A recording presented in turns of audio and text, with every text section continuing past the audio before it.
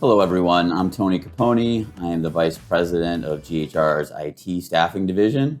I'm joined today by Terri Couts, the Chief Digital Officer from the Guthrie Clinic. I had this idea to do an interview when we received a job order from a client and had very limited information. And I decided to check with the Epic subject matter expert and to do some fact checking and some research about the position. Terri told me what she knew about the role, and I wasn't sure I understood the answer and maybe wanted to fact check a little bit. So where did I go? I went to ChatGPT. And then I had an idea of who knows more about Epic, an AI model or an Epic subject matter expert. So I broke up the questions in 3 different areas: the history of Epic, some of Epic's achievements, and some module-based questions about Epic's technology. So starting with the history of Epic. When was Epic founded? And this is a layup. I know the answer. Without using ChatGPT? Yes, I knew it. Epic was founded in the 1970s. I don't know the exact year. Oh, wow. Yeah. Maybe I'm the Epic subject matter expert. In the basement.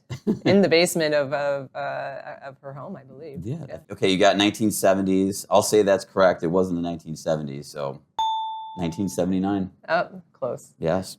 And ChatGPT did have that correct. Okay, second question. I did not know the answer to this one, but I thought it was interesting, but it is a little bit difficult. What Epic client put them on the map? I would say Kaiser Permanente. Wow. Yeah. Yes, it was Kaiser Permanente. They secured a deal in 2003. And according to my research, it was a $1.8 billion deal with Kaiser. What was the first Epic module released? The first Epic module was ambulatory. ChatGPT says the initial software package included billing. From my research, it was Cadence. Yeah. Yeah, I think it is billing. Okay. ChatGPT for the win.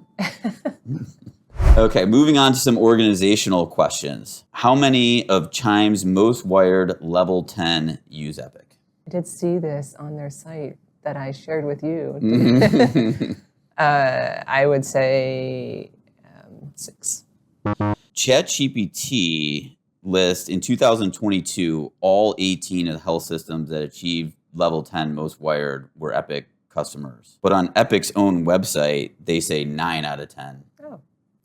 I don't think there's that many most wired 10 achievements. That's why. Right. Well, yeah, because Epic only lists 10 and ChatGPT said there was 18. So. Yeah, I don't think there's 18. How many level 10 Epic Gold Star organizations are there in the United States? I think there are 18. ChatGPT says 15. And honestly, I couldn't find the answer anywhere myself. So it could be 15, it could be 18. But I asked the question because I want to highlight that the Guthrie Clinic is a level 10 Epic Gold Star. 4 years in a row. 4 years in a row. Do you know how many organizations achieve that? I would say the one and only, the Guthrie Clinic. No, we have, I think there are 5 that have achieved consecutive 4 years in a row. 4 years in a row. Yeah. Excellent. Congratulations. Yeah, thank you. Mm-hmm. Okay, next question. Out of the U.S. News and World Report top 20 hospitals, how many use Epic? 20. 20. ChatGPT says 20. My research said 20 as well. I think that one's an easy one. Thank you for giving it to me. You would think there would be one Cerner client in there. You haven't used Cerner. I haven't used Epic. What percentage of HIMSS Stage 7 organizations use Epic? I'll take a range. I'll take an acceptable range on this. I would say 90 to 100%. Wow. 82%. Nice. ChatGPT at 82%. Into the technology-specific questions. How many certifications or specialty certifications are there in Epic Ambulatory? So I think that could be tricky. It is tricky. So are you including the revenue cycle side of it? No. Okay. There's Epic Care Ambulatory, Healthy Planet, Wisdom, Orders Transmittal, Dorothy Comfort. Mm-hmm. So that's, what, 6? Yeah. I will say 6. Okay. So ChatGPT listed ClinDoc for some reason. That's not ambulatory. I'm aware of that. I'm just saying this is where they differ quite a bit. So they listed ambulatory ClinDoc, ambulatory orders. They listed Pop Health Management, which we know is Healthy Planet, and MyChart. So I came up with MyChart, Kaleidoscope, Care Everywhere, Healthy Planet, Welcome, Wisdom. Welcome is Rev Cycle. Home Health, Bones, Compass Rose, Haiku. Compass Rose is case management. That's inpatient. Dorothy Comfort, Happy Together, Lumens, Phoenix, Tapestry, Beacon, Dermatology, and I put Willow Ambulatory. Yes. Feel free to debate because I don't know if that's completely accurate. So Tapestry is a health plan, so that's also not. Okay. But I think all those others are. Oh, they would be considered. Yeah. Good job. Well, I mean, I also had aided assistance. You did off the top of your head, did pretty good. Okay, sticking to that theme, what are the inpatient modules? So you have case management, you have orders, so Epicare orders at ClinDoc, ASAP, you have the peri-op, so OR, anesthesia, Willow. So if you chose MyChart bedside, Stork. Mm-hmm. You can divide out like the ICU if you want, and Epicare monitor. There's a couple of smaller ones. I didn't get into the smaller ones. Yeah. Okay, that's what I have. Okay. So ChatGPT listed ASAP, Stork, Optime, Anesthesia, Beacon, Willow, and they listed Cupid and Radiant. You can't use Beacon on both sides of the house. I'm telling you what ChatGPT said. Well, I wouldn't count Cupid or Radiant either. They're HODs. So, yeah, I mean, Cupid is cath lab. I guess in my head, they're ancillary applications. They are ancillary, but I mean, I guess they're still... They're HODs, so okay. They're hospital outpatient departments. Okay.